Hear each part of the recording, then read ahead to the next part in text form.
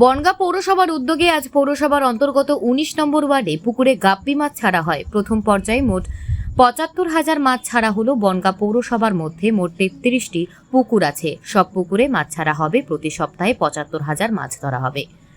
এ বিষয়ে বনগাঁ পৌরসভার sanitary inspector Abhijit সরকার তিনি বলেন, আজ আমাদের বনগাঁ পৌরসভার উদ্যোগে বিভিন্ন ওয়ার্ডে গাপ্পি মাছ ছাড়া হলো পুকুরগুলিতে। পাশাপাশি আমাদের পৌরসভার সমস্ত স্বাস্থ্যকর্মীরা প্রতিটা বাড়ি বাড়ি ভিজিট করছেন। আমরা অনুরোধ করব সাধারণ মানুষকে তারা যেন স্বাস্থ্যকর্মীদের সাথে সহযোগিতা করেন এবং শোবার সময় অবশ্যই মশারি ব্যবহার করতে অনুরোধ করছি আমরা।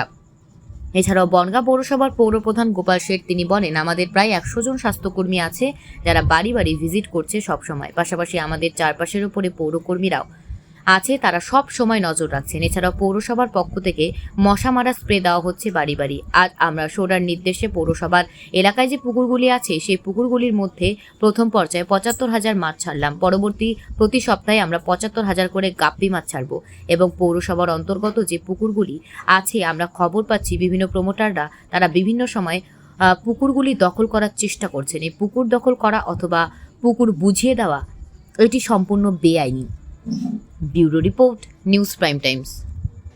পশ্চিমবঙ্গব্যাপী মাননীয় মুখ্যমন্ত্রীর নির্দেশে আমাদের স্বাস্থ্য দপ্তর এবং সোডা তাদের যেসব মাননীয় মুখ্যমন্ত্রী মমতা বন্দ্যোপাধ্যায় যে ডেঙ্গু প্রতিরোধে যে ব্যবস্থাগুলো নেওয়া হবে সেগুলো করার জন্য তার যে নির্দেশ ছিল, আমরা বনগাঁ পৌরসভার স্বাস্থ্যকর্মী এবং কনজারভেন্সি ডিপার্টমেন্টকে সঙ্গে নিয়ে সমস্ত কাউন্সিলর নিজ নিজ ওয়ার্ডে প্রত্যেকেই এই ডেঙ্গু সচেতনতার কাজ করছে।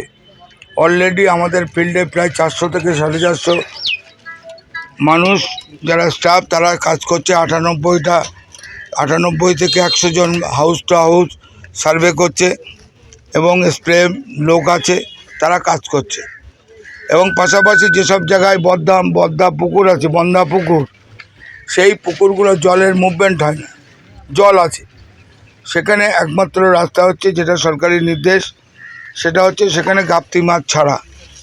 আমাদের প্রথম পর্যায়ে ৭৫,০০০ ছাড়া হয়েছে। এরপরে প্রতি সপ্তাহে ৭৫,০০০ করে মাছ আসবে। ৩৩টা পুকুর আমাদের আইডেন্টিফাইড আছে।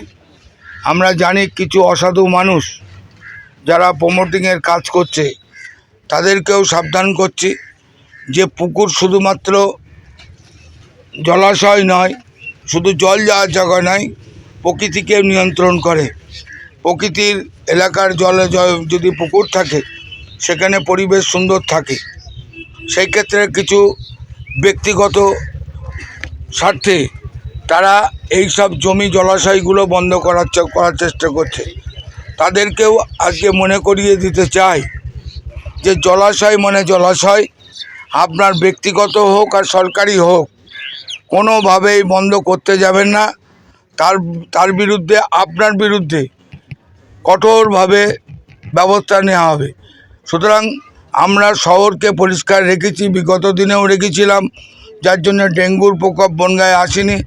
যারা বনগাঁ হাসপাতালে এসেছিলেন, কখনো অঞ্চল কখনো বাইরের লোক এসে বনগাঁ হাসপাতালে ভর্তি হয়েছিলেন, কিন্তু শহরের মধ্যে কোনো সংক্রমণ দেখা যায়নি।